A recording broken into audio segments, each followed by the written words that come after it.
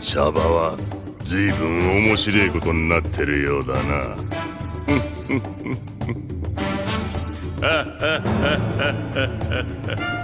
ここを抜けたきゃ俺を解放しろ。俺ならこの天井に穴を開けられる。Hisashi, ah, c'est pas à moi de le faire aujourd'hui. 久しぶりだな、麦わら。 J'espère que tu vas bien bro, de mon côté ça va Max. On se retrouve pour une vidéo théorique sur le secret de la mère de Luffy et les secrets de Crocodile. Les deux sont liés et je ne t'en dis pas plus pour l'instant. Avant de rentrer dans le vif du sujet, j'aimerais te remercier d'être encore une fois présent avec moi dans cette merveilleuse aventure. Je donne tout pour te concocter les meilleures théories. Si mes vidéos te plaisent, alors abonne-toi et partage la vidéo, ça m'aide énormément. Petit détail avant de commencer, non, Crocodile n'est pas la mère de Luffy. Oda a dit qu'elle n'apparaîtrait pas et selon ma théorie, elle est effectivement morte. Maintenant que j'ai posé les bases, on peut dès à présent se plonger dans les mystères entourant la mère de Luffy et Crocodile. Il existe une théorie selon laquelle le secret de Crocodile est qu'il était une femme. J'y crois et après pas mal d'analyses, laisse-moi te la présenter avec des arguments supplémentaires. On parlera de la mère de Luffy un peu plus tard si tu veux bien. Évidemment, lorsqu'Ivankov parle d'un secret vis-à-vis de Crocodile, on y a tous pensé directement. Et si c'était une femme? J'ai creusé et je pense que ça va beaucoup plus loin que ça. Ce n'était pas juste une femme random. Ivankov possède le pouvoir du Olu Olu no Mi qui lui permet d'injecter et de modifier les hormones de n'importe qui. Ça permet notamment de faire grossir une tête ou encore de changer de sexe. Lorsqu'elle parle d'un secret gênant à propos de Crocodile, j'ai beau me creuser la tête, je ne vois que le changement de sexe. Et il y a énormément d'indices qui nous le présentent comme tel. Déjà, vois-tu quelqu'un de plus masculin que Crocodile? Il a la voix la plus grave et masculine, et il est constamment habillé de manière très classe. Il se fait même appeler Sir Crocodile. Il pourrait porter le nom testostérone que ça ne choquerait personne. Comme s'il avait été modelé pour devenir autant masculin. Ce n'est évidemment pas le seul argument. Dans son organisation du Baroque Works, les noms contiennent tous Miss ou Mister. C'est un lien assez fort avec le principe de genre. Mais encore plus choquant, les noms masculins sont effacés et remplacés par des numéros, comme s'il l'avait décidé car lui-même n'en possède pas. Il se fait appeler Monsieur Zéro, ça lui permet totalement d'oublier le secret lorsqu'il est dans cette organisation. Comme si cela ne suffisait pas, le numéro 2 est Bonne Clé, un Okama qui peut changer de visage passant d'un sexe à l'autre, qui possède donc les deux genres, Mister Two, bref t'as compris. Ensuite, toujours dans Baroque Works, il fonctionne par équipe de deux, un homme et une femme, formant toujours un duo contenant les deux genres. Ça commence à faire beaucoup, mais c'est pas tout. Les 7 premiers Shichibukai introduits dans One Piece sont inspirés d'un jeu qu'Oda tient dans son cœur, Romantic Saga 2. Chaque corsaire est inspiré d'un personnage très précis dans ce jeu. Quelques exemples. Kujinshi est un démon qui peut voler les âmes et en faire des zombies. Ça correspond à Moria. Dantarg est un humain modifié devenant un tyran. Ça correspond à Kuma, qui possède même le surnom de tyran. Noël est un épéiste avec un code d'honneur extrêmement strict. Mihawk. Rock Bouquet est la seule femme et elle peut manipuler les hommes grâce à son charme. Boa Hancock. Bref, il existe un exemple pour chacun des Shichibukai. Et Crocodile ne fait pas exception.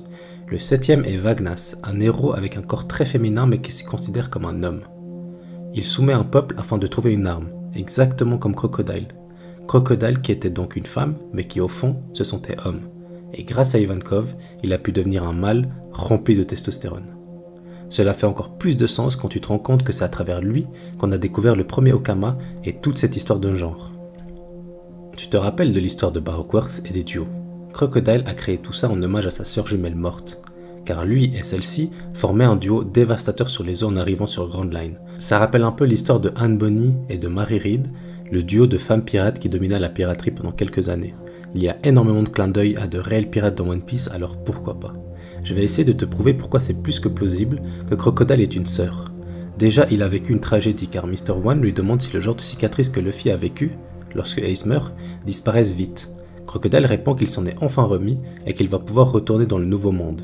Donc il est très possible que Crocodile ait vécu un traumatisme qui ressemble à celui de Luffy, qui à ce moment-là perd son frère. Luffy Ace, 2 hommes, ça laisse penser que Crocodile a perdu sa sœur, 2 femmes. Pour comprendre la suite, on va s'appuyer sur 2 relations de Crocodile, celle avec Ivankov et celle avec Barbe Blanche. Ivankov appelle Crocodile avec un surnom, Crocoboy. Il faut savoir qu'elle ne rajoute ce suffixe qu'à ceux qu'elle tient en estime ou qu'elle connaît bien. Donc on peut très facilement estimer que Crocodile ait côtoyé Ivankov pendant une plus ou moins longue période. Au sein des révolutionnaires, je pense que oui. aux côtés de Dragon pour sûr. Crocodile et sa sœur ont côtoyé Dragon et les révolutionnaires. Ivankov est suivi par les Okama et Mr. Two faisait partie du Baroque Works. Il sort forcément de quelque part. Je pense que la sœur de Crocodile avait comme rêve de devenir reine des pirates, et que Crocodile de son côté était réservé et voulait juste être libre. Bref, leur aventure se poursuit et ils tombent donc sur Dragon et les révolutionnaires. Crocodile trouve le concept et les principes des révolutionnaires incroyables, et veut rester avec eux. Il se lie d'amitié avec les Okama, étant un homme dans sa tête, et tout va pour le mieux. Ils resteront pendant un moment, mais le rêve de sa sœur surpasse cette envie, et c'est là que leur chemin va se séparer. Crocodile restera avec les révolutionnaires, tandis que sa sœur continuera sa quête dans la piraterie. C'est clairement pour ça que lorsqu'on voit le flashback de l'exécution de Roger, Crocodile est de dos, car celle-ci est sa sœur jumelle, une femme fatale déterminée à devenir la reine des pirates, alors que lui est un garçon manqué dans ce même corps d'une femme fatale. Cela explique encore plus la confiance en lui ultime qu'il développe après être enfin devenu un homme. Après leur séparation, la sœur de Crocodile tombera sur Barbe Blanche. Il va la recruter au sein de son équipage et il est même probable qu'elle devienne la seconde commandante. Je rappelle que Ace voulait devenir le seigneur des pirates de base, comme si le premier commandant est pour continuer le cycle familial, Marco, qui est théoriquement immortel avec son pouvoir, et que le deuxième commandant est pour celui qui possède le rêve de devenir seigneur des pirates. Ace abandonne ce rêve, mais il n'avait pas compris que celui de Barbe Blanche était d'avoir une famille. Tout se passe pour le mieux, Crocodile vit sa meilleure vie avec les révolutionnaires dans l'ombre, et sa sœur jumelle devient une pirate célèbre et reconnue dans un des plus grands équipages du monde. Jusqu'au jour où elle va mourir au combat. On peut estimer que c'est un sacrifice comme Ace, fut ce que Mr. One dit à Crocodile. Mais ce n'est que spéculation. Elle meurt tragiquement et Crocodile devient fou et attaquera Barbe Blanche, qui n'a pas su la protéger. Évidemment, Barbe Blanche va gagner. Mais il ne va pas tuer Crocodile par pitié et parce qu'il aimait profondément sa sœur, qui à travers son équipage était devenue sa fille. Je te vois en train de frémir d'impatience vis-à-vis du secret de la mère de Luffy. Mais il est là. La sœur de Crocodile est la mère de Luffy. Et Crocodile est donc sa tante, ou oncle aujourd'hui. Tu vois, quand je te parlais des révolutionnaires, eh bien la raison pour laquelle ils ont passé plusieurs mois avec, c'est que la sœur de Crocodile est tombée amoureuse de Dragon et qu'ils ont fait un enfant ensemble. Évidemment, cela a permis au duo de Crocodile et sa sœur de rester avec eux pendant plusieurs mois, et c'est ça qui a permis à Crocodile de véritablement rejoindre les révolutionnaires.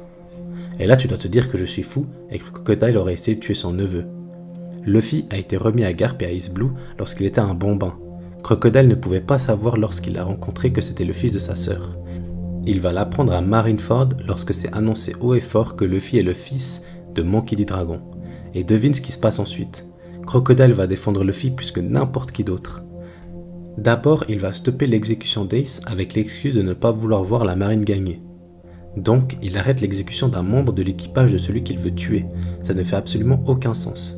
Mais si on le prend dans le sens qu'il arrête l'exécution du frère de Luffy pour lui éviter la souffrance qu'il a vécue avec sa sœur et protéger son neveu, ça fait beaucoup plus de sens. Peu de temps après, Mihawk attaque Luffy. Et Crocodile le confronte directement pour protéger Luffy et dira même à Mr. One qu'il est en train de dormir et qu'il faut protéger Luffy. Mihawk demandera à Crocodile pourquoi elle se met sur son chemin, et Crocodile répond uniquement qu'il n'est pas d'humeur, et il le menace directement. Il n'est pas d'humeur car il a réalisé qu'il a failli tuer son neveu. Ce n'est pas tout. Lorsqu'Akenyu va porter le coup final sur Luffy après avoir tué Ace, Crocodile le protège encore une fois et l'enverra voler avec Jinbei en pétant littéralement un câble. Il veut que Luffy soit transporté le plus vite possible sur le navire, et que s'ils veulent vraiment le protéger, qu'ils le fassent bien. Encore une fois, il compatit à la douleur de Luffy après la mort d'Ace et donne tout pour le sauver et le préserver. C'est un clin d'œil direct à ce qu'il a pu vivre avec sa sœur et au fait que Luffy soit son neveu. Il n'y a aucune autre explication qui pourrait expliquer que Crocodile du jour au lendemain devienne l'allié de Luffy et le protège à ce point-là. C'est toutes ces preuves et ces moments qui font que je pense vraiment que Crocodile est la tante de Luffy, mais c'est clairement pas fini. Pourquoi Crocodile aurait-il quitté les révolutionnaires après que sa sœur soit morte? Pourquoi aurait-il changé de sexe? Et pourquoi il essaie de devenir roi des pirates en étant mauvais? Tout d'abord, il change de sexe car il se sentait homme, et donc ça l'arrange bien. Mais surtout, il voulait reprendre le flambeau et les rêves de sa sœur jumelle, mais pour ce faire, il devait changer d'identité car il était déjà beaucoup trop connu sur les mers et par la marine. Il fallait une nouvelle identité et un nouveau physique. Il devient mauvais car il ne croit plus en l'humanité, ni en les pirates, et ni en la marine. En personne en fait. Il devient fou et agira uniquement pour ses propres bénéfices, qui sont de reprendre le flambeau de sa sœur et de devenir roi des pirates. Elle devait être très sociable et très gentille, et lui va prendre exactement le contraire de ça, vu que ça l'a mené à la mort. Ça explique parfaitement pourquoi Alabasta il est odieux et petit à petit, notamment grâce à Luffy et ses rêves, il devient de plus en plus aimable et aimé par la communauté. Je rappelle qu'Alabasta, lorsque Luffy énonce ses rêves et met en avant sa naïveté concernant le fait d'être roi des pirates, Crocodile le casse systématiquement, disant que c'est impossible et que c'est juste un gamin. Même lui s'acharne pour une arme antique, car il pense vraiment que ce rêve est impossible pour un humain, à cause de la mort de sa sœur. Petit rappel, il a plus de 40 ans, et comme dit précédemment, il avait déjà mis les pieds sur le Grand Line et dans le Nouveau Monde. Donc tout cela prouve encore tout ce que j'ai pu dire. Mais ce n'est évidemment pas tout, il existe un parallèle effrayant entre Dressrosa et Alabasta, qui sont, je le rappelle, deux des plus gros arcs de One Piece.